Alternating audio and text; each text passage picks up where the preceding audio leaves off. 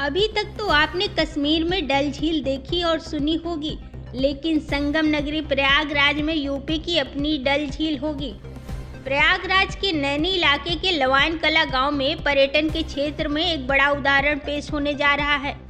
Lavan कला को कश्मीर की डल झील की तरह विकसित करने के लिए चल रहे Uttar Pradesh global investor summit 2023 में एक निवेशक तन्मय किशोर अग्रवाल द्वारा 75 करोड़ रुपए के निवेश का प्रस्ताव रखा गया है।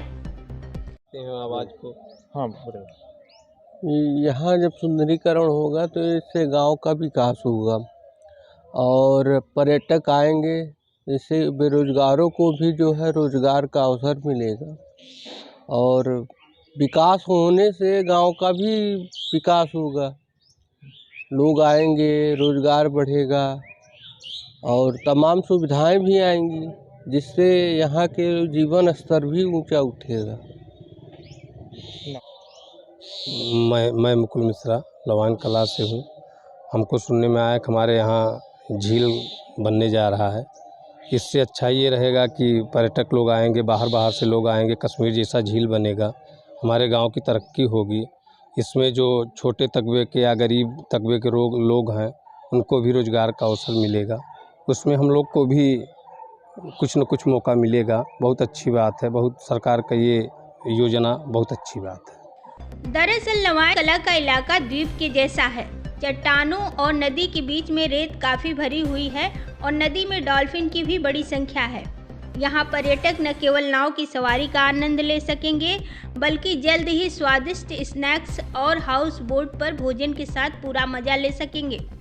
प्रयागराज में लवान कला में गंगा द्वीप की कल्पना की गई है, जो गंगापुर कछार क्षेत्र में एक द्वीप पर एक नदी पर्यटन परियोजना के रूप में की गई है। प्रयागराज के रहने वाले निवेशक तन्मय किशोर अग्रवाल के मुताबिक इस द्वीप पर एक वैदिक tent city, house boat, floating jetty, नाव और कटरमैन गंगा डॉल्फिन और पवित्र गंगा के जीवन को दिखाने के लिए परियोजना का हिस्सा रहेंगे।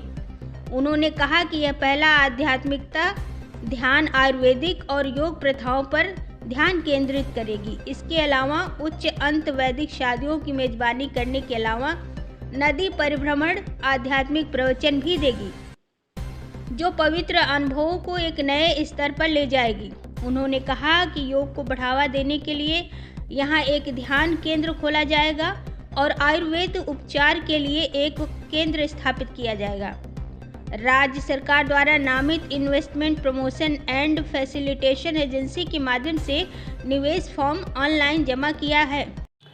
देखिए, अभी जो अपनी यूपी इन्वेस्टर समिट जो मीट हुई, जो योगी आदित्यनाथ जी अपने इन्होंने जो इतना अच्छा ऑर्गेनाइज़ किया इन्वेस्टमेंट को प्रमोट करने के लिए, उससे हम लोग को काफ़ी इनकरेजमेंट मिला कि हम लोग प्रयागराज में रह करके और प्रयागराज में टूरिज़्म का इतना अच्छा पोटेंशियल है, रिलीजियस टूरिज़्म का, और उसके उद्देश्य हम लोगों ने प्रपोजल डाला है गंगा द्वीप प्रोजेक्ट का, जो गंगापुर कछार एरिया में रिवर टूरिज़्म को, जिसमें हम लोग गंगा में जो डॉल्फिन्स हैं और अपना आयुर्वेदिक योग और मेडिटेशन का और रिवर टूरिज़्म जैसे हाउस बोट्स वगैरह कॉन्सेप्ट लाने का प्लान है इसमें हम लोग का।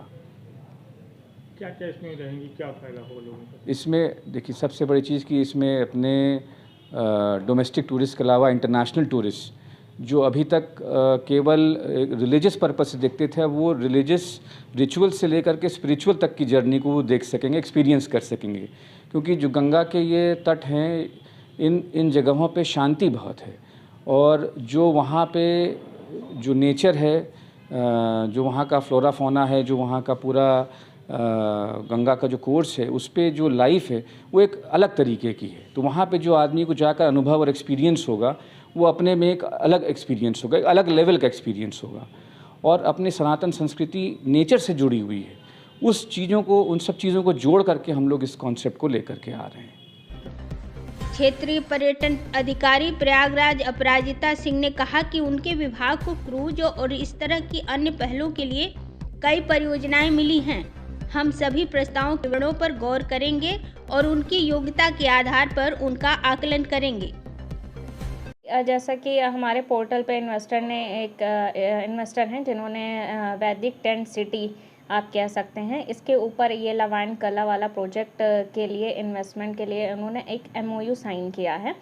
अब इस MOU साइन होने के बाद की प्रक्रिया ये है कि हमारी अभी पर्यटन पॉलिसी 2022 जो कि फरवरी में आने वाली है अंतिम रूप से, इसके आने के पश्चात हम अपने सभी इन्वेस्टरों से बात करेंगे और उसके बाद ही हम जो है उनके प्रोजेक्ट्स को और उनकी प्रोजेक्ट्स डिटेल को अध्ययन करने के बाद इसका निरीक्षण करके इंस्पेक्शन करके हम इनकी सब्सिडी के लिए आगे की प्रक्रिया चलाएंगे। तो अभी तो ये एक इनिशियल स्टेज पे है जो उन्होंने MOU किया है, अपना एक प्रस्ताव रखा है। इसके आगे की प्रक्रिया पर्यटन विभाग अपनी पॉलिसी आने के बाद करेगा।